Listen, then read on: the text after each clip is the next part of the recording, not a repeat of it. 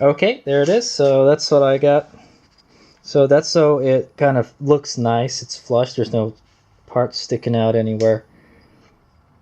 So okay, so now it's time to go figure out where we're going to drill these holes are. Okay, so now what I'm going to do is mark the holes where I need to drill with a kind of a spring-loaded needle punch here. So basically what I'm going to do is I'm going to hold it up the way I want it, the way it's going to be on there. So I'm going to hold it so it's flush to the top, the top part where we just grinded, and we're just going to punch an indentation into it so we know where to drill. And then we'll figure out what size drill bit we need when whatchamacallit. Oh, I can't. Man, I didn't have enough strength to activate the punch, man. Okay, well I kind of had a mark in there, so we'll make it bigger. Okay, so I kind of just made a mark with it, but I didn't activate the punch, so it's pretty far down in there. It's going to be a pretty precise drill. That's what I'm gonna say. Even if if the hole was too big, it would be okay. So now what I'm gonna do is I'm gonna put it down on a flat surface so I can get a good attack with it with this guy. So there's already little dimples in it already. So there. Okay. Okay. Hopefully that's pretty close. We'll put that away. Okay, so now we got to figure out how big a drill bit we need to stick in there. Let's go with, I'm going to go with a 1/8 first. That's pretty close, 1/8. Maybe one smaller than 1/8. Okay, I guess 1/8 will do the trick because that's the smallest one I got. So, all right. If any, it'll be a little bit big, but if the hole's a little bit big, that means we got a little room to adjust it. That's good. All right. Okay, I got the drill press set up. Hopefully I can get this good. We'll see.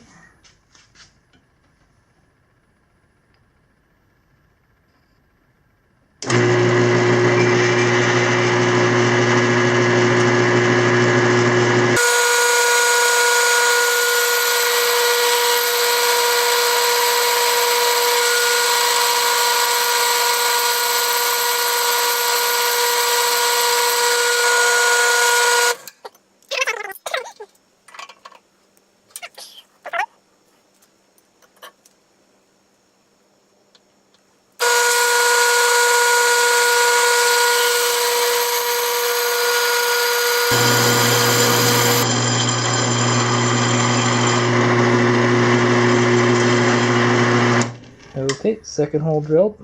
There it is. It looks pretty good. Looks a little too close on one of the sides, but I mean that's the way it was. So, all right. So now I'm gonna go find some screws and see if we can bolt this sucker on. We're about, I say 75% there. Okay, I found it. Whew, I thought I lost it. Okay, so I found a pair of screws and nuts right there. Very small. Use a very small screw. I had to look in my dad's like toolbox that has like all these random screws in it, and I found these. So it's a screw with a locking nut. So it's good. It's good to use a locking nut so this stuff doesn't vibrate off. So there it is. So basically, we're gonna bolt that sucker in there. But yeah, the whole 1/8 is really small. There is a lot of play in it though. This is a pretty small screw. So. All right, there we go. Alternatively, you probably could tap it. We could have tapped it with something and then just screwed it onto this, but there's really not that much meat to grab in there. So I would feel better with the screw and a nut. All right, so I'm gonna go bolt it on, and then we'll. Ta-da! I present to you the HadesOmegaSPEC Suron Lightbee gauge mount system. There it is. So I wound up putting the screw through this way because there's not a whole lot of room to put the nut in there and stuff. So basically you're just going to get your screwdriver here, just run it through this way. It actually works out pretty good. And then just get a little wrench or something to hold that and then screw it in. And that's it. And then, so it's in there really loosely right now. I still want to take it out and do some stuff to it, but we're pretty much 90% there. So it's going to mount something like that. It's going to look sweet. So it's going to look like, and we could probably, you can angle it any way you want to. Thinking, you know what I'm thinking? I'm not gonna. I think it's fine the way it is when I think about it. So what I'm gonna do is maybe I will drill. Yeah, it's gonna go over to clamp a little bit. It's up to you if you want it to go over to clamp or not. But so what I'm gonna do is we're gonna go drill some more holes. Maybe I will drill 3 holes, 3 sets of holes in there. So one here, one in the middle, one in the end, for each side, and then that way you can stick a zip tie in there, and we're gonna zip tie it around the handlebar, and that's how it's gonna work. And like I said, if you don't want it to scratch the handlebar or something, you know, you can put a piece of rubber around it, which I might do too. I got some rubber lying around, so some old, like, you can put some old coolant hoses or something. If you got something like that lying around, that would be good. So that's what I'm gonna do. I think I like it the way it is right now. I think because it's going to be on this fat part here, and it's scratching this quite a bit. And then we're just going to put a zip tie in here, and it's just going to run towards the other side. And then that's it. Cool dealy. All right, so I will go drill the 6 holes, and then see how it turns out. Okay, so I went and punched the dimples onto this, so there's nothing precision about that. I just kind of eyeballed it. So I'm going to go drill a bunch of these 1/8 holes here, and then that's where our zip ties will go in. That way the zip ties will not slip off of this if we just try to zip tie the plate onto the grip. Okay, there it is. That's the finished product. I think that's pretty good. So basically, like I said, I just drilled the 6 holes in there. I could probably pretty this up a little bit, maybe polish it a little, but I think it's fine. I kind of like that, you know, homemade kind of look. It looks cool. This part's a little bumpy here. It's not so flat. I could probably grind that down a little bit. But other than that, I think it looks great. So what I did also is I rounded the edges off a little bit so it wasn't so sharp. Like right here I grinded, and then this one was already grinded. So alright, so let's go install this bad boy. Okay, for Hades Omega's last trick, I used this. So I was trying to look for like some old motorcycle grips, but I couldn't find any handy right now. So it's always a good idea to save like a little piece of coolant hose like this.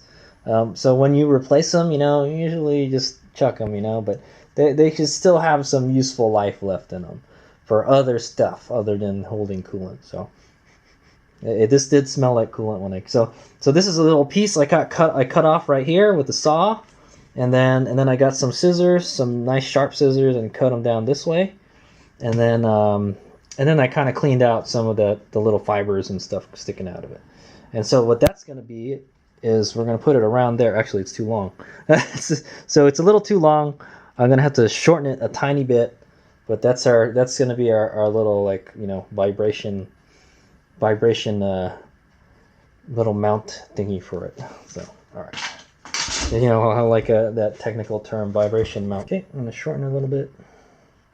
Just going to cut straight across it. Usually you get these little fibers to use to reinforce it.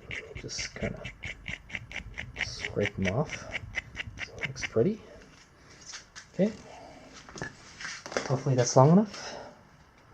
All right, so that should do it. In fact, we could probably just do it the other way. No. It's fine. Actually, in fact, I cut it a little too much. But yeah, so that's going to go around there like that. And then we're going to go zip tie our mount to the top of it like that. Dum-da-da-da! There it is. So that's it. I did it. So this is what I had envisioned, and it's pretty much how I want it. Yep. Worked out pretty good. So I can kind of, it's not super tight in there, so I can kind of move it a little. I don't think it'll move around when we're riding. I don't think it will.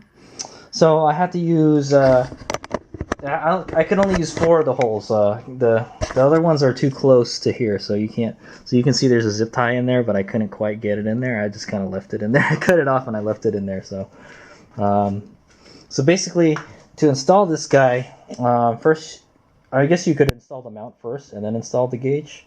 But I put the gauge first.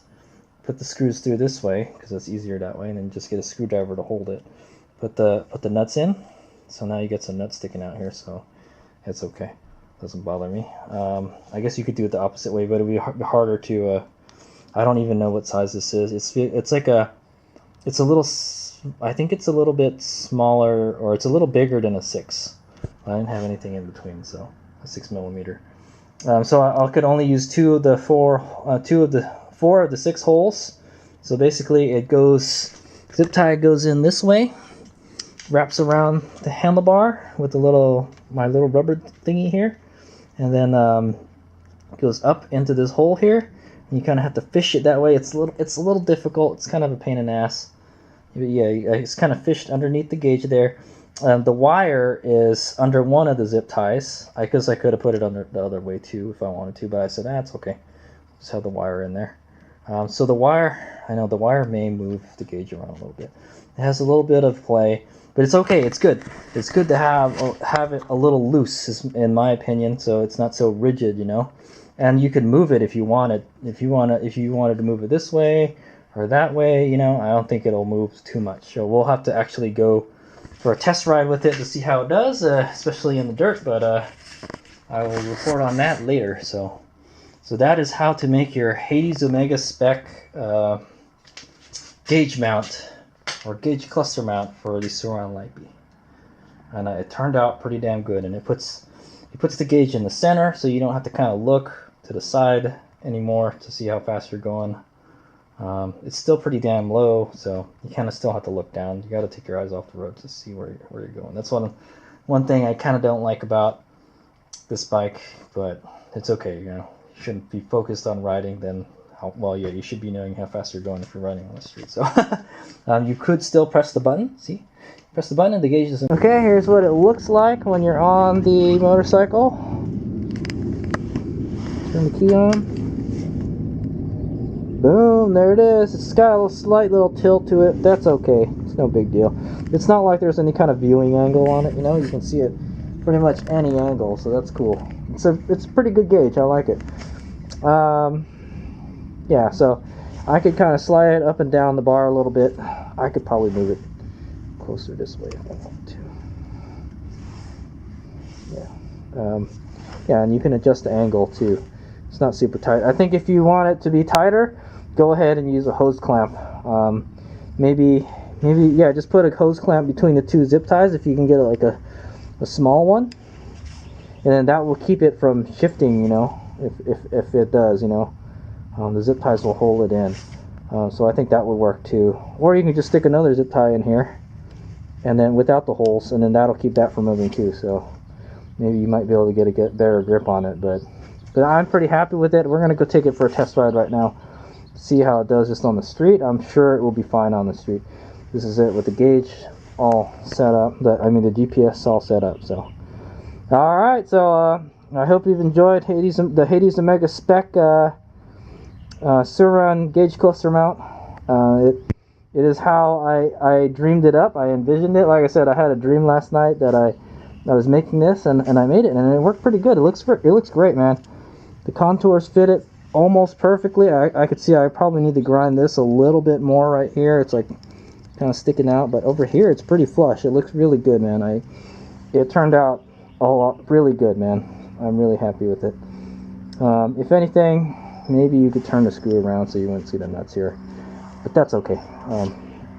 And I feel confident we use locking nuts, so this will not come loose. All right, so no Loctite needed, hopefully. All right, so let's go take this thing for a ride. Here's me go. Also, I wanted to say that so this little gauge cluster dealie here, it took me 2 hours to make. 2 hours. So I started at 4:30 and it's about 6:30 right now. So 2 hours to make it. If I had to do it again, well, if I had to do it again, I could use this as a template, you know.